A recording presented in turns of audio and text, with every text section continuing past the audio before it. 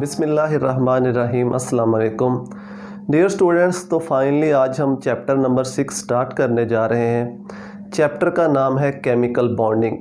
इस चैप्टर में हम बॉन्डिंग के बारे में डिटेल से डिस्कस करेंगे। मुख्तलिफ़ टाइप के जो बॉन्ड है, ionic bond, covalent bond, coordinate covalent bond, ये कैसे बनते हैं, इनकी फॉर्मेशन कैसे होती है, उसको डिस्कस करेंगे। इसके बाद कुछ हम ट्रेंड्स पढ़ेंगे। आयोनाइजेशन एनर्जी क्या होती है, इलेक्ट्रॉन अफिनिटी क्या होती है, एटॉमिक साइज़ क्या होता है या atomic radius, ionic radius, covalent radius क्या होता है। फिर जो कोवलेंट बॉन्ड बनता है उस बॉन्ड के बनने की जो थ्योरीज़ हैं, जो थ्योरीज़ बॉन्ड की फॉर्मेशन को एक्सप्लेन करती हैं, उन थ्योरीज़ के बारे में भी हम डिटेल से डिस्कस करेंगे। तो इस चैप्टर के अंदर ये सारी चीज़ें हम वन बाय वन डिस्कस करने जा रहे हैं। लेकिन सबसे पहले हमें ये पता होना चाहिए कि केमिकल बॉन्ड जो है वो बनता क्यों है। आखिर एटम्स जो हैं वो क्यों आपस में मिलते हैं, क्यों आपस में मिलकर केमिकल बॉन्ड की फॉर्मेशन करते हैं, उसकी रीज़न क्या है। तो पहले हम उसी को समझने जा रहे हैं। Causes of chemical combination, atom क्यों आपस में केमिकली कंबाइन होते हैं, उसकी वजह क्या है। And energetics of bond formation, और बॉन्ड फॉर्मेशन के दौरान किस तरह जो है वो एनर्जी चेंजेस आती हैं, उसको हम एनर्जेटिक्स ऑफ बॉन्ड फॉर्मेशन कहते हैं। केमिकल बॉन्ड को डिफ़ाइन कैसे किया जाता है, पहले उसे देख लेते हैं। फोर्स, केमिकल बॉन्ड एक फोर्स होती है, कुव्वत होती है, विच हेल्ड एटम्स टुगेदर, जो कि एटम्स को आपस में जोड़े रखती है। हेल्ड टुगेदर का मतलब है कि एटम्स को आपस में जोड़े रखती है इन ए मॉलिक्यूल, किसी मॉलिक्यूल के अंदर, इज़ कॉल्ड केमिकल बॉन्ड। यानी केमिकल बॉन्ड वो फोर्स है जो एटम्स को किसी भी मॉलिक्यूल के अंदर आपस में कंबाइन करके रखती है, जोड़ के रखती है। उस फोर्स को हम केमिकल बॉन्ड कहते हैं।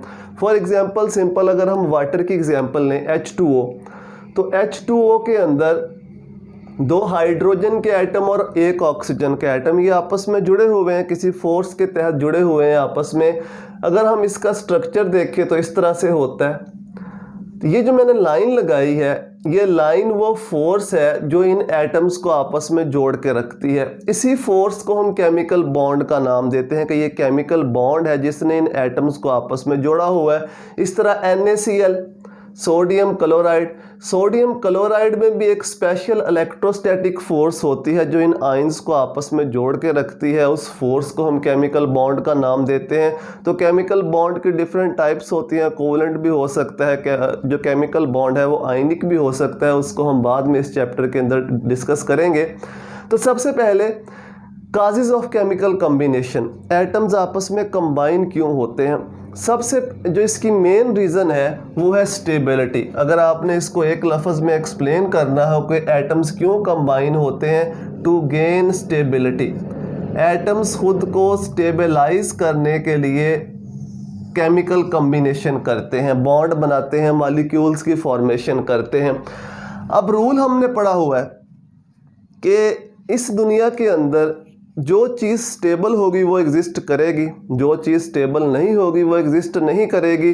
जब से ये दुनिया बनी है, कायनात बनी है, बहुत सी चीज़ें ऐसी आईं जो वक़्त के साथ साथ स्टेबल नहीं रहीं, वो ख़त्म हो गई, नापैद हो गई।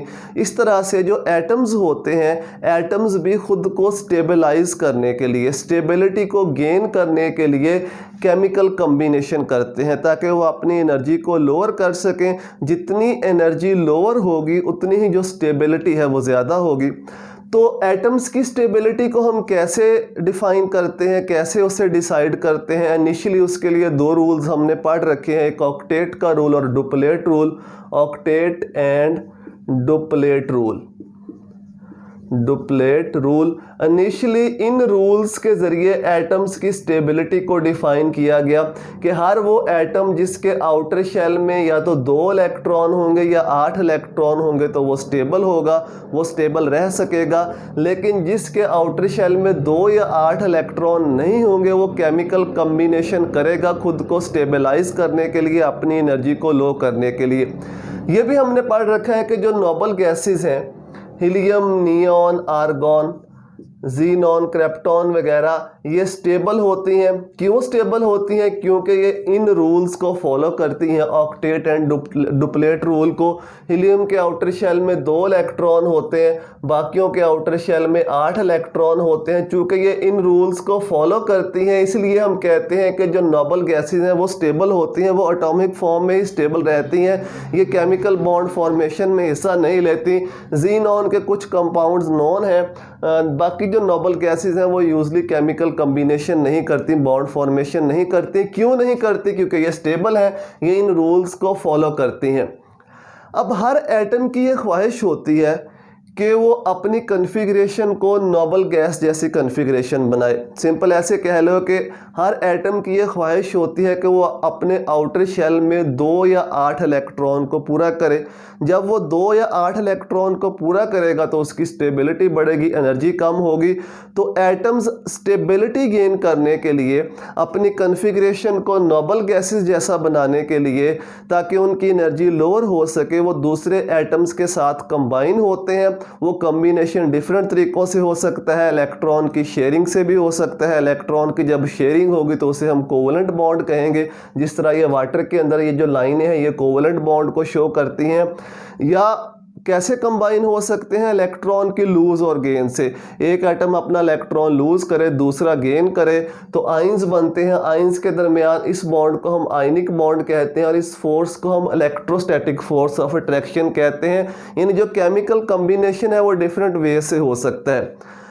जो इलेक्ट्रॉन्स हैं वो एक दूसरे के साथ शेयर भी किए जा सकते हैं, या दूसरा तरीका क्या है कि इलेक्ट्रॉन की लूज और इलेक्ट्रॉन की गेन के ज़रिए भी केमिकल कम्बिनेशन होता है। किसी भी तरीके से केमिकल कम्बिनेशन हो, उसकी रीज़न एक ही होती है कि एटम्स ने स्टेबिलिटी गेन करनी होती है। और स्टेबिलिटी वो कैसे गेन करते हैं? अपनी कन्फिग्रेशन को नोबल गैसेस जैसी कन्फिग्रेशन बना के। नोबल गैसेस को इन्हीं फॉर्म में हम एटम्स कहते हैं और इन्हीं फॉर्म में इसे मॉलिक्यूल भी कह दिया जाता है, क्योंकि ये दोनों डेफिनेशन को सेटिस्फाई करती हैं। नोबल गैसेस ये एटम की डेफिनेशन को भी सेटिस्फाई करती हैं, ये मॉलिक्यूल की डेफिनेशन को भी सेटिस्फाई करती हैं। तो इसी को हम कहते हैं कि ये हीलियम का एटम है, इसी को हम हीलियम का मॉलिक्यूल भी कह सकते हैं, क्योंकि ये स्टेबल होते हैं। ये तो हमने बात कर ली कि एटम्स जो है वो आपस में कंबाइन क्यों होते हैं, ताकि वो अपनी कन्फिग्रेशन को नोबल गैस जैसी कन्फिग्रेशन बना सकें या ऑक्टेट और डुप्लेट रूल को फॉलो कर सकें। लेकिन वक्त गुजरने के साथ साथ बहुत से ऐसे मॉलिक्यूल भी सामने आए, ऐसे कंपाउंड भी सामने आए जो इन रूल्स को फॉलो नहीं करते, अपना ऑक्टेट एक्सपेंड कर सकते हैं, यानी उनके आउटर शेल में 8 से ज़्यादा इलेक्ट्रॉन भी आ सकते हैं। या कुछ मॉलिक्यूल्स ऐसे भी हैं, कुछ कंपाउंड्स ऐसे भी हैं जिनके आउटर शेल में 8 से कम इलेक्ट्रॉन होते हैं, वो फिर भी स्टेबल होते हैं। फॉर एग्जांपल ये आपने याद रखना है, ज़रूरी है, क्योंकि ये MCQs वगैरह में पूछ लेता है कि कौन सा ऐसा मॉलिक्यूल है जो ऑक्टेट रूल को फॉलो नहीं करता। For example PCl5, SF6, IF7, iodine, हेप्टाफ्लोराइड, ये ऐसे मॉलिक्यूल्स हैं जो अपने ऑक्टेट को एक्सपेंड कर सकते हैं, यानी अपने आउटर शेल में 8 से ज़्यादा इलेक्ट्रॉन रख सकते हैं, क्योंकि इनकी बॉन्डिंग के अंदर d ऑर्बिटल इन्वॉल्व होते हैं। जहां बॉन्डिंग के अंदर d ऑर्बिटल इन्वॉल्व हो वो एटम जो होता है वो अपना जो ऑक्टेट होता है उसे एक्सपेंड कर सकता है। इस तरह से कुछ ऐसे भी हैं जो इलेक्ट्रॉन डेफिशिएंट होते हैं, जिनके पास 8 से कम इलेक्ट्रॉन होते हैं आउटर शेल के अंदर। फॉर एग्जांपल AlCl3 और BF3 वगैरह, इनको हम कहते हैं ये इलेक्ट्रॉन डेफिशिएंट हैं। इलेक्ट्रॉन डेफिशिएंट लीवस एसिड भी इनको कह दिया जाता है, क्योंकि इनके आउटर शेल में 8 से कम इलेक्ट्रॉन होते हैं। अगर हम इनका स्ट्रक्चर देखें PCl5 का, तो PCl5 इस तरह से होता है। PCl5 इस तरह से कुछ इसका स्ट्रक्चर होता है, 3 क्लोरीन, ये चौथा क्लोरीन और ये 5वां क्लोरीन। ये जो मैंने डॉट और क्रॉस लगाया है इसमें एक इलेक्ट्रॉन फास्फोरस का है और एक इलेक्ट्रॉन जो है वो क्लोरीन का है।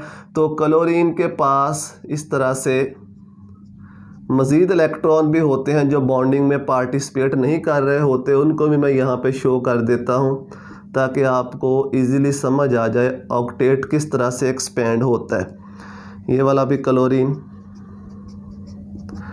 अब अगर हम क्लोरीन के देखें, तमाम क्लोरीन का ऑक्टेट पूरा है, 2 इलेक्ट्रॉन, 4, 6 और 2 ये वाले जो 2 इलेक्ट्रॉन शेयर हो रहे हैं, ये दोनों एटम्स के लिए काउंट होंगे।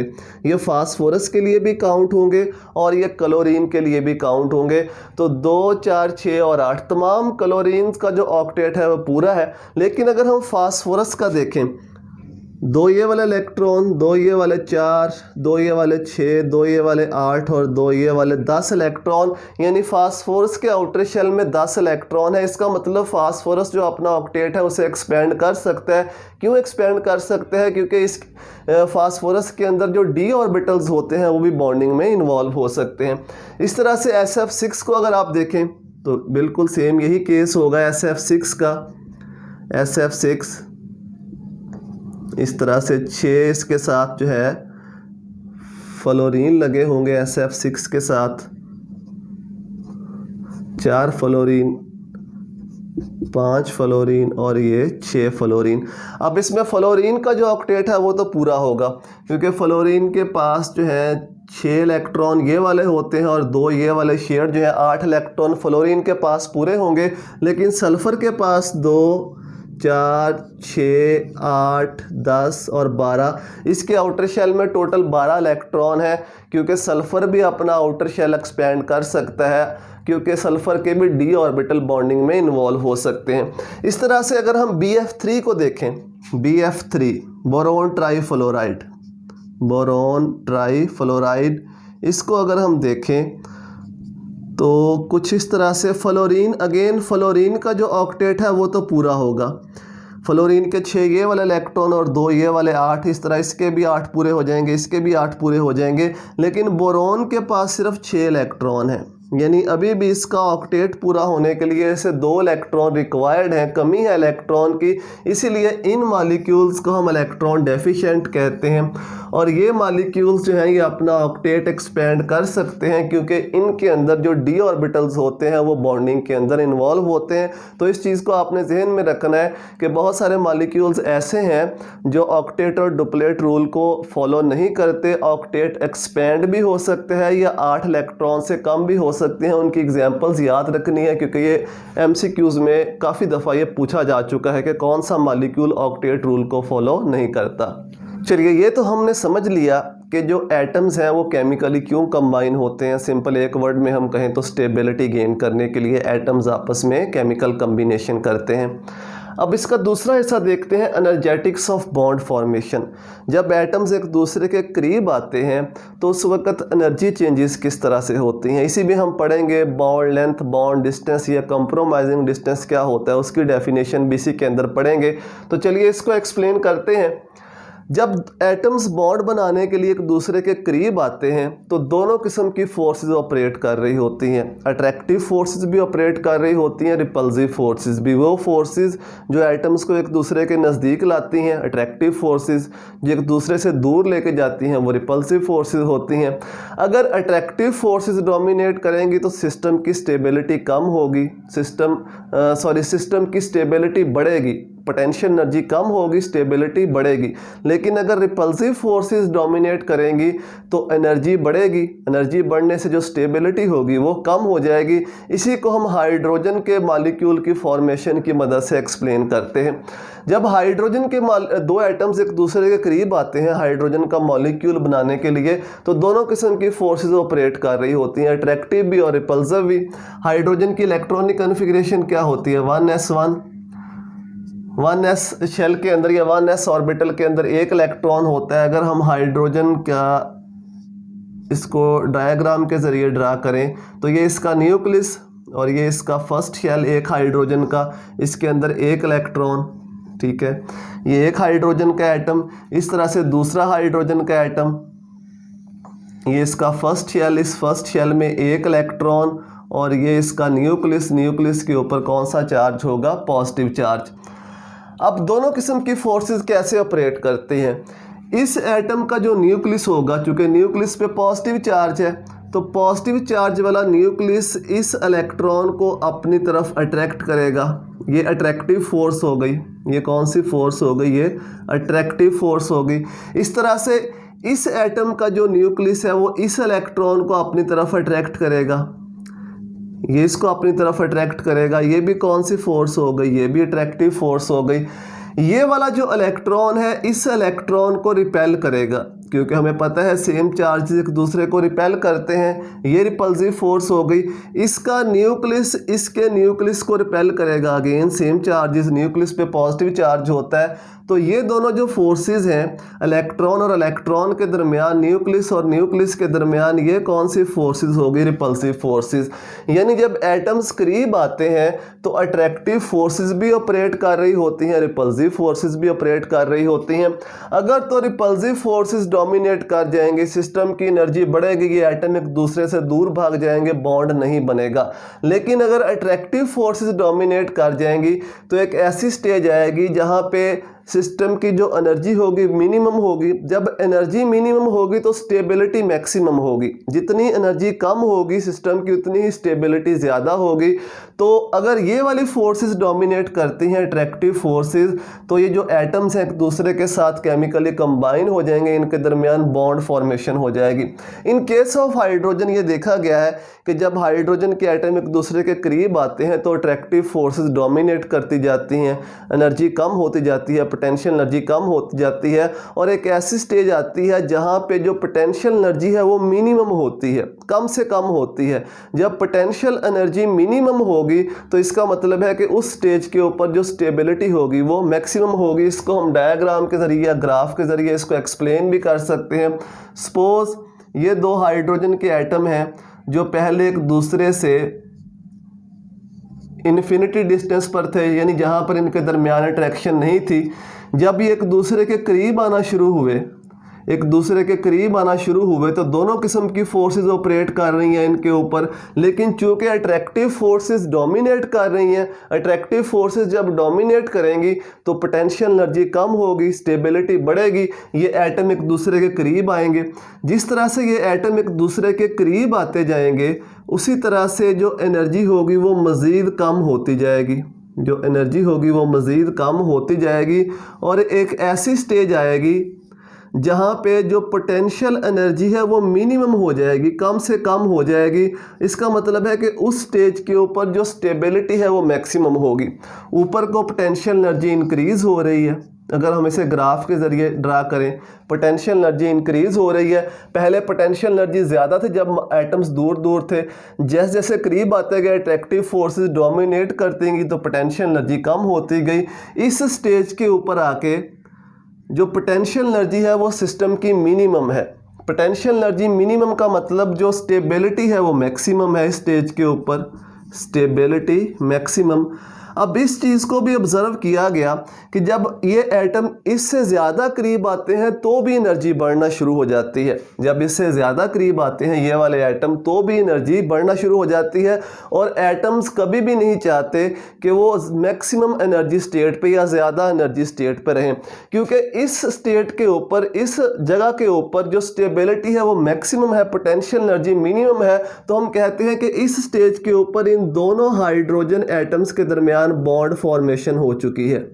इन दोनों हाइड्रोजन एटम के दरमियान बॉन्ड फॉर्मेशन हो चुकी है, और जिस जगह के ऊपर बॉन्ड फॉर्मेशन हुई है उस जगह के ऊपर इन दोनों हाइड्रोजन एटम के न्यूक्लियस के दरमियान जो डिस्टेंस होगा, उसको हम बॉन्ड डिस्टेंस कहते हैं। ये जब मेजर किया गया तो ये था 75.4 पाइकोमीटर। इस डिस्टेंस को हम कहते हैं बॉन्ड डिस्टेंस। यानी जब बॉन्ड बना उस वक्त दोनों एटम के न्यूक्लियस के दरमियान जो डिस्टेंस था इसको बॉन्ड लेंथ भी कहा जाता है। नाम याद रखने हैं इसलिए मैं यहाँ पे लिख रहा हूँ। इसी को कंप्रोमाइजिंग डिस्टेंस भी कहते हैं। कंप्रोमाइजिंग डिस्टेंस भी कहा जाता है। डिफरेंट नाम यूज़ किए गए हैं तो ये सेम एक ही चीज़ है। बॉन्ड डिस्टेंस कह लो, बॉन्ड लेंथ कह लो, या कंप्रोमाइजिंग डिस्टेंस कह लो। वो स्टेज जहाँ पर किसी भी सिस्टम की पोटेंशियल एनर्जी मिनिमम हो, स्टेबिलिटी मैक्सिमम हो, उस स्टेज के ऊपर दोनों एटम के न्यूक्लियस के दरमियान जो डिस्टेंस होगा उस डिस्टेंस को हम कहते हैं बॉन्ड डिस्टेंस, बॉन्ड लेंथ या कंप्रोमाइजिंग डिस्टेंस। और हाइड्रोजन के केस में ये कितना होता है 75.4 पाइकोमीटर। इसको डिफाइन भी किया जा सकता है, इसकी डेफिनेशन भी पूछी जाती है बहुत ज़्यादा एग्जाम्स के अंदर, शॉर्ट क्वेश्चन के अंदर, तो आपको इसकी डेफिनेशन भी आनी चाहिए कि कंप्रोमाइजिंग डिस्टेंस क्या होता है। Distance at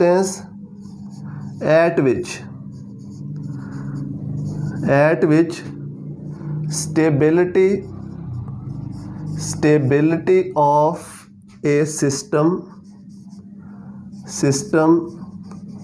is maximum, stability maximum होती है, and potential energy is minimum, and potential energy of system is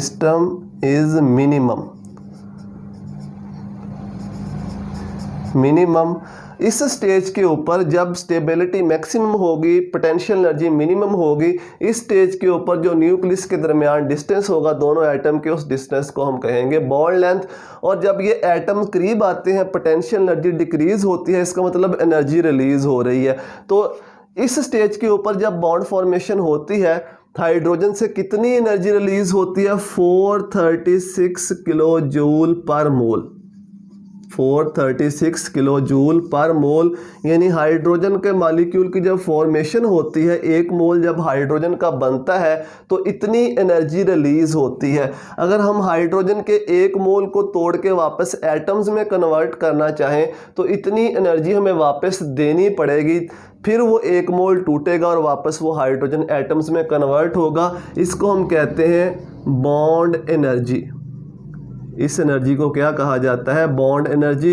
ये चैप्टर के एंड में टॉपिक डिटेल से भी है, लेकिन थोड़ा बहुत इनका आपको पता होना चाहिए। बॉन्ड लेंथ, बॉन्ड डिस्टेंस या कंप्रोमाइजिंग डिस्टेंस क्या होता है और बॉन्ड एनर्जी क्या होती है। बॉन्ड एनर्जी को दो तरीके से डिफाइन किया जा सकता है कि जब बॉन्ड बनता है दो एटम्स के दरमियान तो जितनी एनर्जी रिलीज होती है, या किसी भी मॉलिक्यूल को तोड़ने के लिए, मॉलिक्यूल के एक मोल को तोड़ने के लिए कितनी एनर्जी चाहिए, उसको हम बॉन्ड एनर्जी कहते हैं। वैल्यू सेम होती है, सिर्फ साइन चेंज हो जाता है।